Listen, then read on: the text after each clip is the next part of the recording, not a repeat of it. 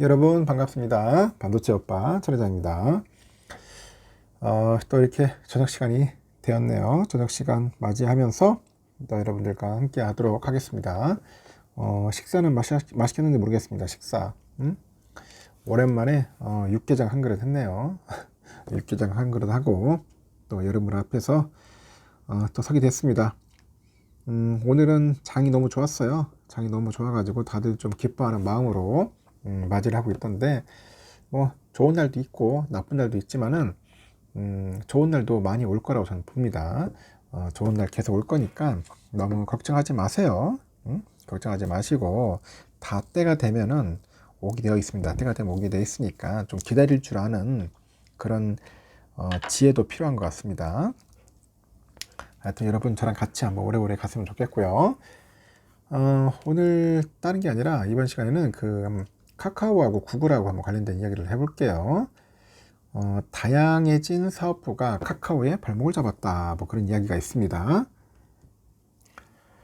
지난달에 한 국내 증권사 애널이 한때 국민주로 불렸던 그 카카오의 목표 주가를 내리면서 이같이 평가를 했는데, 계열사들의 실적 부진 그리고 시장 상황 악화로 인해서 개선 방향이 흐릿해졌다, 이런 진단을 합니다. 개선 방향이 흐릿해졌다. 여기에 사법 리스크까지 겹치다 보니까 자회사 기업공개죠, IPO 추진에도 제동이 걸렸다고 하네요. 투자업계에서는 무리한 쪼개기 상장이 결국은 부메랑으로 들어오는데, 부메랑으로 들어오더라, 그런 말까지 있습니다. 전문가는 2015년 구글이 알파벳 지주사로 이제 전환을 해가지고 기업 가치를 끌어올리는데 역량을 집중한 것처럼 카카오도 현 시점에선 무리한 자회사 상장보다는 시장 신뢰 회복이 급선무다.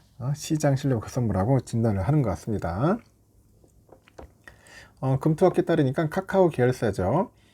카카오 엔터테인먼트하고 카카오 모빌리티, 카카오 재팬 등 주력 비상장사 3곳, 이 3곳의 IPO 추진 가능성이 크게 낮아진 것으로 알려져 있는데, 올해 초에 보니까 카카오 엔터가 SM엔터를 인수하는 과정에서 이 시세를 조종한 혐의가 포착됐다고 하네요. 보니까 시세를 조종한 혐의가 포착이 돼가지고 지금 시끄럽잖아요. 카카오 모빌리티 보니까 매출 인식을 둘러싸 가지고 분식회계 논란에도 휩싸였습니다. 분식회계.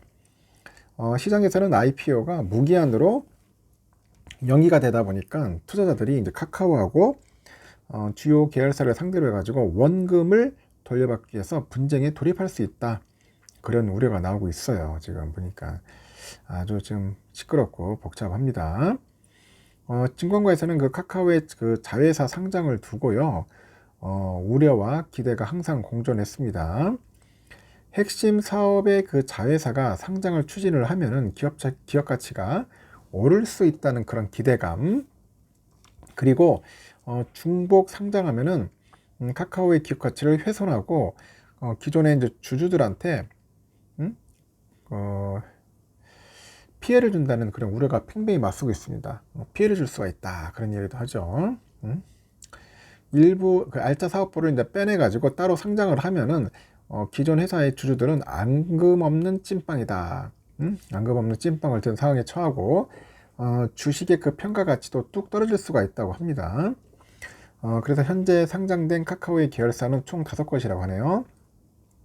카카오, 카카오게임즈, 카카오페이, 카카오뱅크, 넵튠, 뭐 이렇게 되는 거가 봅니다. 아유, 많이 또 했다. 한두 개만 모르겠는데 너무나 많이 상장을 시킨 것 같아요.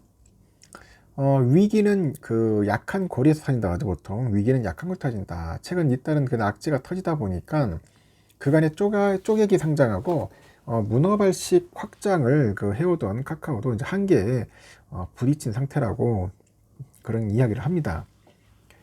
미국 등의 자본시장 선진국에서는 소액주주 집단 소송 같은 제도 때문에 자회사를 상장하는 경우가 거의 없대요. 이런 구글이 유튜브를 상장하지 않는 이유입니다. 맞잖아요. 뭐 욕심 같았으면 상장할 텐데 안 해. 근데 우리나라는 하잖아. 그게 문제인 겁니다. 전문가들은 최근에 카카오가 그 컨트롤 타워 이제 재정비를 예고하자 구글만큼의 혁신적인 결단이 필요하다, 그런 분석을 합니다. 2015년 구글은 지주사죠. 알파벳을 설립하면서 그 알파벳의 그 100% 자회사가 됐어요. 자회사 됐고, 당시에 인터넷 검색 위주의 사업을 하던 구글이 이 거느리기에는 거리가 먼 헬스케어나 모빌리티 뭐 등등 해서 이 다양한 사업부가 늘어나다 보니까 이 8개의 그 회사를 총괄 감독하는 그 모회사를 만든 겁니다. 그게 알파벳이에요. 당시 그 레리 페이지가 알파벳의 최우선 과제 7가지 중에 하나가 구글이 하는 일에 대한 투명성과 감시 능력을 더욱 높이는 거다. 감시 능력, 그렇게 이야기를 합니다. 당시에 그 미국 증시에 상장됐던 구글 주식은 알파벳 주식으로 대체됐고요. 구글과 관련된 모든 사업의 역량이 이제 알파벳 종목 한 종목에 이제 집중이 되다 보니까 뭐 주가도 가파르게 끌어올릴 수 있게 된 거예요. 알파벳 주식은 주주 의결권 유무 등에 따라서 세 종류로 나뉠 뿐인데, 그 이후에 2020년 1월 알파벳은 미국 주식시장에서 애플하고 뭐 아마존, 마이크로소프트에 이어서 역사상 4번째로 시가총액 1조 달러를 돌파를 해요. 그 한국투자증권에 따르니까 현재 알파벳의 그 밸류에이션이 23년에 24.6배, 24년은 20배, 20.1배까지 상승을 하면서 코로나 이제 팬데믹 이전 수준까지 회복한 것으로 조사가 됩니다. 이와 달리 카카오는 이탈은 쪼개기 상장으로 인해 가지고 기업 가치의 발목을 잡는 모양새입니다. DS투자증권에서 그래요. 추가 상장 수요가 높은 자회사의 상장 제동과 함께 글로벌 확장 전략에 대한 불확실성이 높아지다 보니까 이 자회사 가치에 적용되는 할인율 이 확대가 불가피한 상태다, 이러면서 목표 주가를 기존 8만원에서 54,000원으로 30% 넘게 내렸습니다. 이달 들어서 이베스트 투자증권이죠. 75,000원에서 66,000원, 미래에셋은 75,000원에서 58,000원 정도 해가지고 일제히 목표 주가를 하향을 했네요. 전문가들은 현 체제에서 카카오가 지주사를 설립하는 시나리오는 사실상 불가능한데 확실한 컨트롤 타워가 있어야 한다고 입을 모읍니다. 특히 자회사 IPO 추진도 재검토가 필요할 뿐 아니라 대외 여건상 어려울 것이라는 관측도 있어요. 지주사 전환은 IPO를 하는 과정에서 받은 투자금을 갚기에는 막대한 자금이 필요하기 때문에 사실상 불가능이다.